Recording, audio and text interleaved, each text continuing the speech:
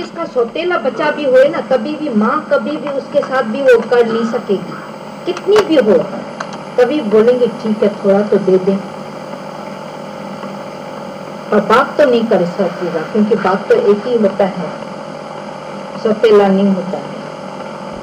तो सबके साथ एक ही जैसा वो करते हैं प्यार। तो भगवान तो कभी किसका सौतेला नहीं है, सौतेला है।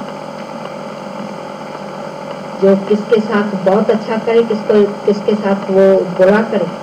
तो बोला जैसा जैसा कोई बीज डाल देता है, बोला ये है खेती,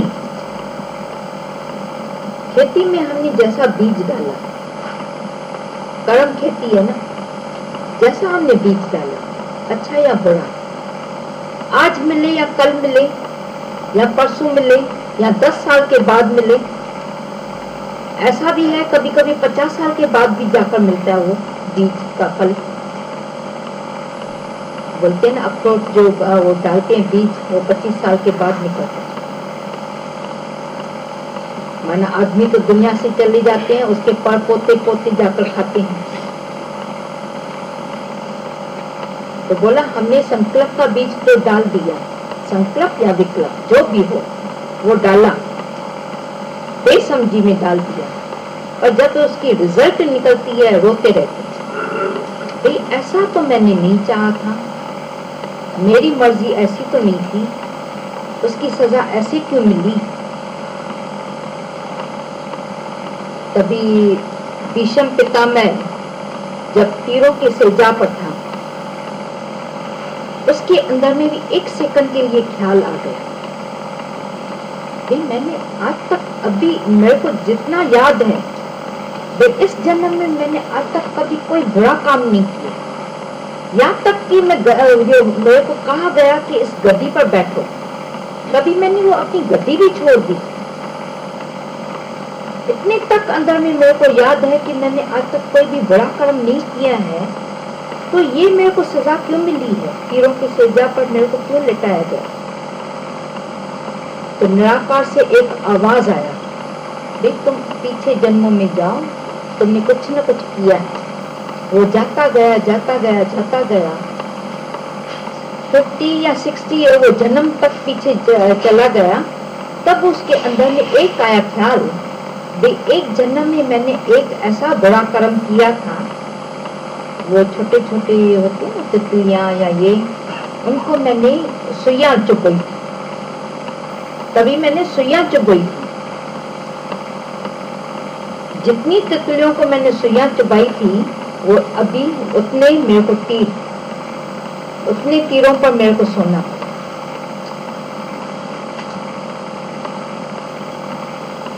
तो बोला मेरी सजा, मेरा किया हुआ कर्म मेरी सजा बनी, मेरा ही किया हुआ कर्म मेरी सजा बन जाए। तभी हमेशा बोला जाता है अव्यय हो, कर्म करने के समय तो तुम स्वतंत्र है, पर फल भोगने के समय लाचार, परतंत्र। उस समय अंदर में दुखी होते, मेरे को ऐसी सजा क्यों मिली, कर्म तो ऐसे कर लिया, जैसे नहीं समझते हैं हमारी बपौती है, ठीक है ना, मैंने कुछ भी कर लिया, किसको लात लगा दी, किसको धक्का लगा दिया, कुछ भी किया, उस समय अवेयर नहीं है, बेसमझी में कर्म कर लेते हैं। तभी बोला जाता है willingly or unwillingly, if you fall in water, your clothes will get wet. जानकर या अनजाने में अगर तुम गिर जाते हो पानी में, तो तुम्हारे कपड़े तो भीगेंगे। ऐसा तो नहीं बोल सकेंगे कि मैं तो अनजान था, मेरे कपड़े क्यों भीगे। अरे गिरे तो पानी में ना, पानी थोड़ी सुखा देगा तुम्हारे को, पानी माने ही तुम्हारे को गीला करेगा। अभी वो पानी पर डिपेंड करता है कि प्लेन पानी था या कीचड़ वाला पानी था। बट नेचुरल है कि जमीन है तो वहां पर कीचड़ का ही पानी होगा, तो हमारे कपड़े काले मैले हो जाएंगे। पर कर्म करने के समय ये सावधानी रही कि मैं कैसा कर्म करता हूँ। तभी बोला जाता है हर कर्म के पहले मना ज्ञान ज्योति की कितनी जरूरत है।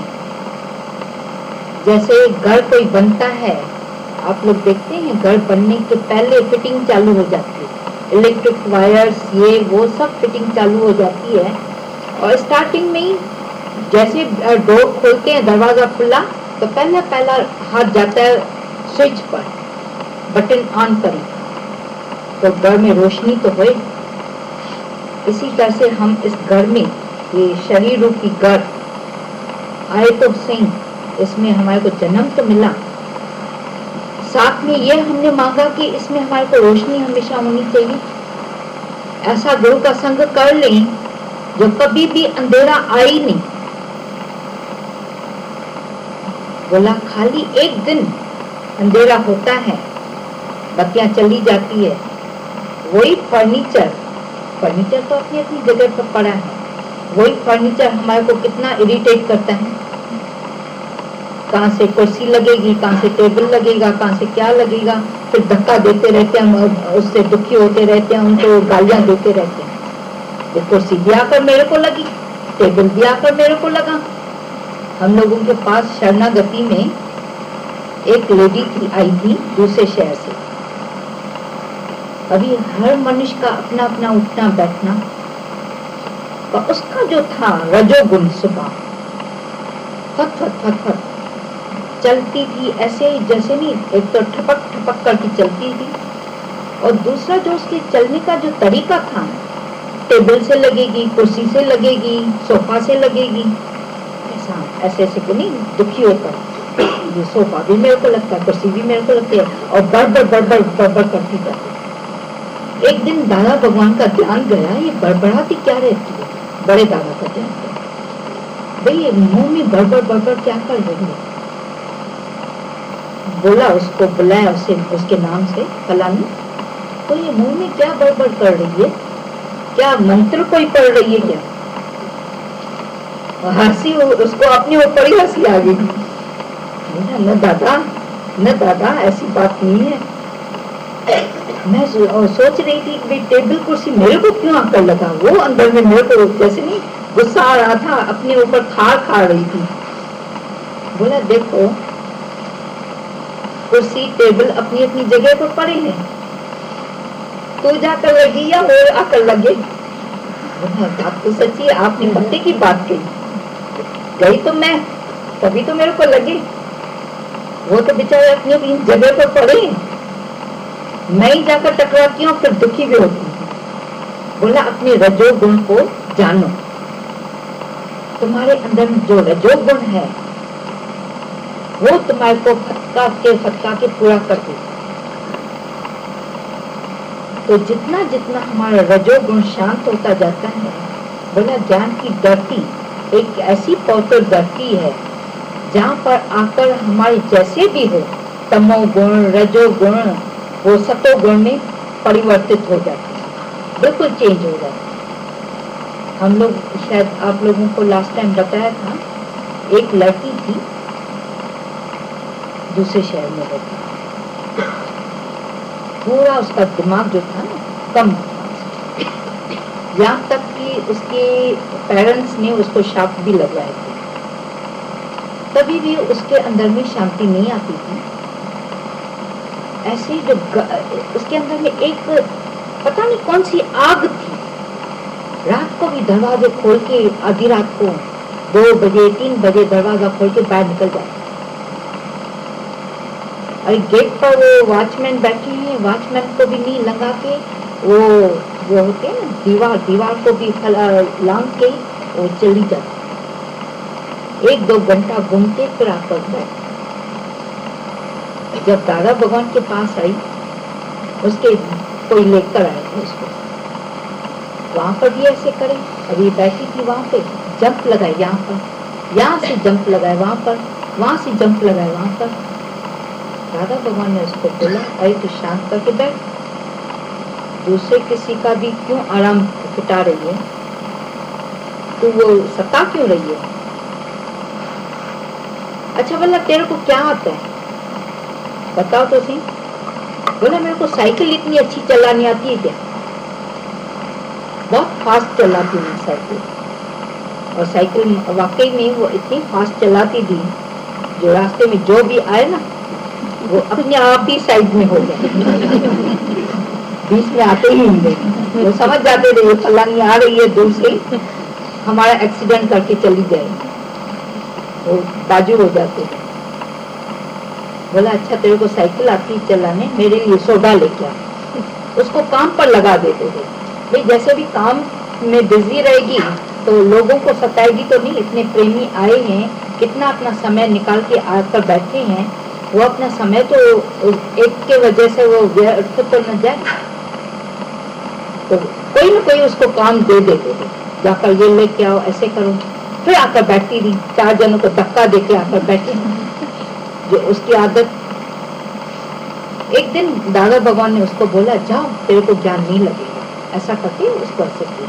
तो ऐसी जगह पर वो खड़ी थी जो सीढ़ी थी, वहां से वो गिरी 10 वो स्टेप्स जाकर नीचे गिरी,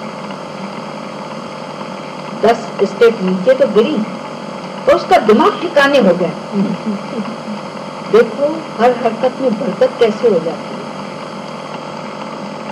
निष्काम गुरु का कुछ भी व्यर्थ नहीं जाता है, उल्टा फल नहीं निकलता।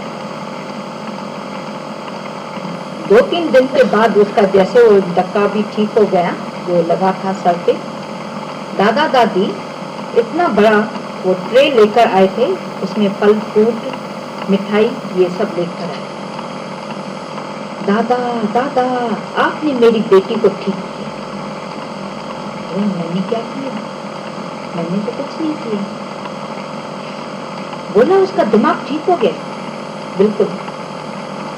और वाकई में उसके बाद हम लोगों ने देखा उसके अंदर से खाली ज्ञान ही निकलता था।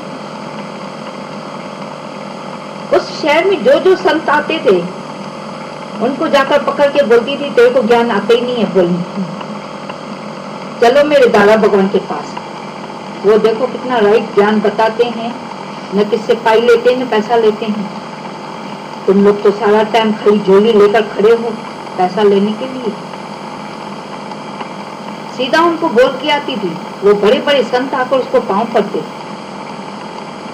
बोलते थे तू देवी है, मना पागल होकर किसको भी सत्य बोल के आती थी।